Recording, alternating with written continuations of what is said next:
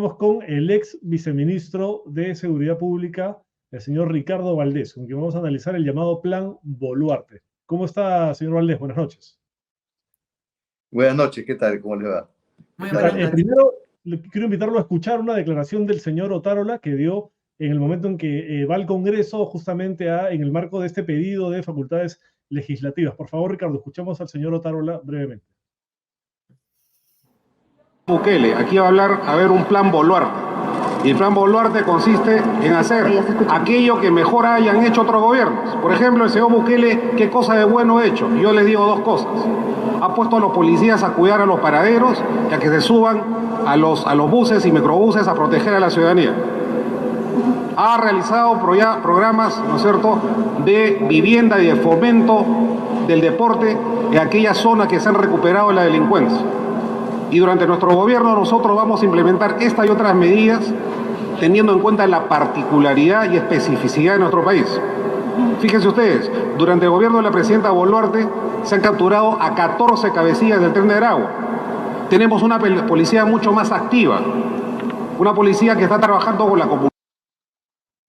Bueno, uno escucha al señor Otárola y pareciera que todo está muy bien, que la criminalidad no avanza, pero es todo lo contrario, ¿no? En base a sus declaraciones y a lo que conocemos hasta el momento del llamado Plan Boluarte, ¿cuál es su opinión sobre las medidas que está planteando el Ejecutivo para hacerle frente al crimen organizado y a la delincuencia común? A ver, lo que ha presentado en el Congreso de la República es un conjunto de normas que están orientadas a controlar ya sea la situación de los aplicativos para taxi, a facilitarle a los municipios el manejo de los mototaxis, a regular o hacer más difícil el sistema de compra-venta de celulares, que ya son un delito en principio, uno no puede estar comprando y vendiendo objetos robados.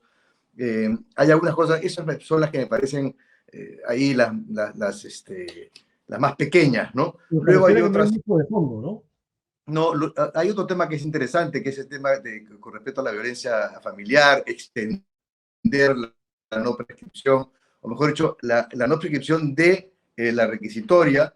Ya, me parece muy bien, pero eso tampoco va a hacer que cambie la aguja de la inseguridad. Va a permitir que los gobiernos regionales inviertan en las comisarías y en la policía. Genial, pero eso lo vamos a ver en 3 años. Entonces, lo que carece el plan Boluarte, para llamarlo así, es de un sentido de urgencia que me parece realmente muy, muy complicado. Este sentido de urgencia, en realidad, no está en ningún lado. Y lo que yo siento y encuentro es que hay una serie de medidas que sí podrían responder a un sentido de urgencia, que podrían implementarse en estas próximas 2, 3, 4 semanas, que ayudarían realmente a que la situación de la inseguridad mejore a través de un mayor control territorial, que sería lo rescatable del plan Bukele. Bukele era de control territorial, como lo hizo, es el problema, pero el control territorial es básico. Y mejorar la investigación criminal, invirtiendo en ella. Por cierto, el Ministerio del Interior tiene una bajísima ejecución presupuestaria en inversiones. Tiene que cambiar el sistema del régimen laboral en las comisarías de 24/24 para tener un régimen laboral de 8 horas, 3 turnos por día, los 7 días de la semana. Eso es un impacto económico que también tiene que definirse y decidirse. Tiene además por delante la posibilidad de ampliar el contrato de vehículos que se han arrendado para patrullar la ciudad. Eso lo podrían hacer mañana mismo. Es cuestión de establecer un decreto de urgencia en esa línea. Sin duda, hay muchas cosas que se pueden hacer en el corto plazo. Podría anticipar el egreso de los suboficiales que ya están llegando a su 3er año, o están en su 5º o 6º semestre. Podrían estar ellos ya en la calle pasado mañana. Y en fin, hay muchas cosas que se pueden hacer. También he presentado un proyecto para que se incorpore el personal policial en retiro. Eso también me parece interesante, en la medida que se incorpore gente con digamos, el currículum limpio, y por otro lado también que tengan experiencia en investigación criminal, que creo donde podrían aportar muchísimo más. Entonces, las iniciativas legislativas son interesantes, unas mejores que otras, unas importantes, como por ejemplo la unificación de las centrales de emergencia. Tampoco lo vamos a ver de aquí a 2 años, es un proyecto de inversión grande,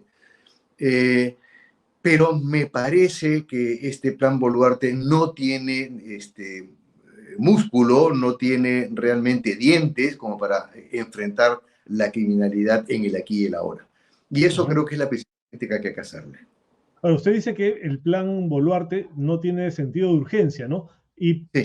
por otro lado tenemos al alcalde de Lima diciendo que va a proponer estado de emergencia para Lima y Callao para que los militares salgan a la calle. O sea, ya se va al otro extremo tratando de militarizar la lucha contra la seguridad ciudadana. Sí, eso también es parte del plan Bukele, ¿no? Bukele tiene en estos momentos una fuerza de 26.000 policías más 40.000 oficiales del ejército. O sea, tiene una fuerza de 66.000 efectivos del orden en actividad. Y claro, lo que pasa es que él ha transformado un poco la mecánica en donde las Fuerzas Armadas las ha involucrado como si fueran policías adicionales, ¿no? En este proyecto de controlar su territorio y de cercar ciudades para buscar por debajo, hasta debajo de las piedras, posibles o presuntos integrantes de pandillas. Ellos tienen un solo problema, digamos, que son los 3 tipos de pandillas que hay ahí.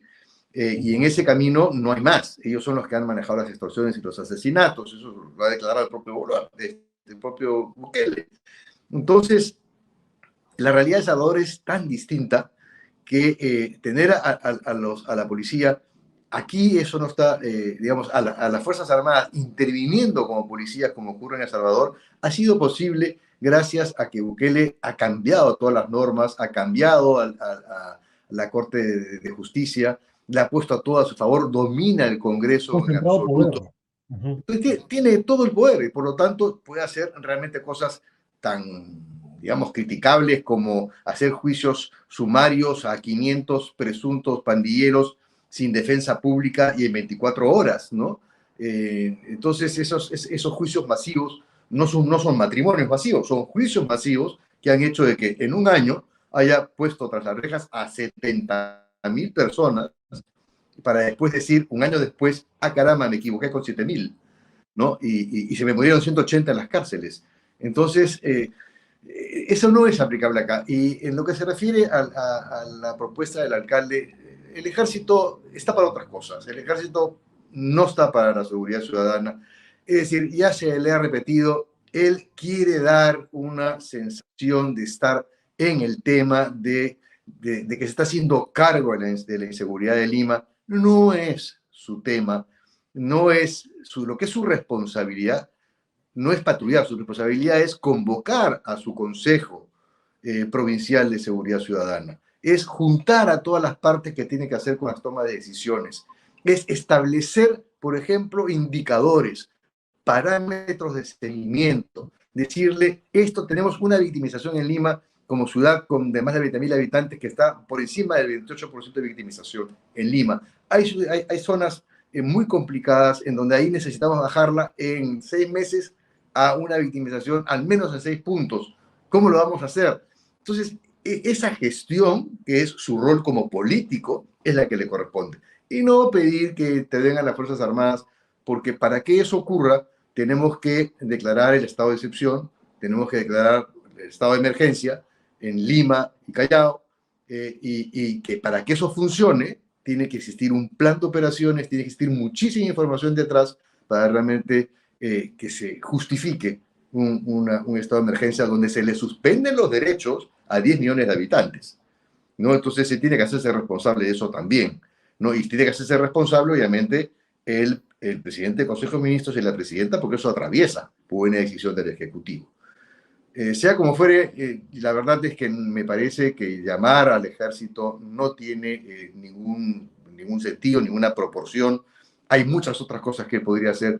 Por ejemplo, acelerar su adquisición de motos, ¿no? Que nos ofreció 10.000 motos para entregárselas a la policía. Y hasta ahora no estamos viendo ni siquiera 100. Entonces hay cosas que están dentro de su plan de trabajo que debiera realmente trabajar en ello y abocarse a esa urgencia, que sí es la de proporcionar seguridad. Señor Valdés, me imagino que sigue hablando con policías. ¿Cómo han digerido los policías este nuevo plan Salvador, plan Otárola? Bueno, creo que ahí está el ministro detrás de él, ¿no? A su derecha, mirando un poco No, pero absorto. no digo al ministro, digo a los policías, a los que están en la calle, a los que tienen que ejecutar. Es que justamente a eso iba. El señor ministro es un policía, es un general, ayudante general de la policía o director general en esa época. En estos momentos son policías los que manejan el ministerio. Los dos viceministerios están a cargo de generales en retiro. Las direcciones del ministerio, usualmente a cargo de están todas con policías en los cargos, en las diferentes dependencias, la Dirección General de Seguridad Ciudadana, la de investigación, ¿cómo se llama?, criminal, la de orden interno. O sea, están en todas partes. Entonces, por lo tanto, ellos quieren también enviarle un mensaje a la policía de que es la policía a nivel del Ejecutivo que se está haciendo cargo de los problemas. ¿Cómo pueden tomarlo? ¿Qué le puedo decir? Si nadie conoce lo que es este plan Boluarte, más allá de estas iniciativas legislativas, lo que la policía quiere, la policía de verdad, es lo que quiere que le den mayores herramientas de comunicación, que le den mayores herramientas de investigación, que le den mayores herramientas de comunicación y de integración, que les modifiquen obviamente su régimen y que se refuercen la sanidad policial, que le den mayor bienestar, que ya está eso absolutamente deteriorado. Eso es lo que quiere la policía de la calle. Y por supuesto también lo que quiere es una mayor integración con el Ministerio Público y que aquellos que van apresados no terminen otra vez sueltos como consecuencia de un Ministerio Público que no hace bien las cosas o de un Poder Judicial que tampoco las hace bien. Eso es lo que quiere la policía de la calle. Muchísimas gracias, señor Valdés. Muy amable. Gracias por Muchas gracias. Hasta otra oportunidad. Un gustazo. Claro que sí. Gracias. Buenas noches.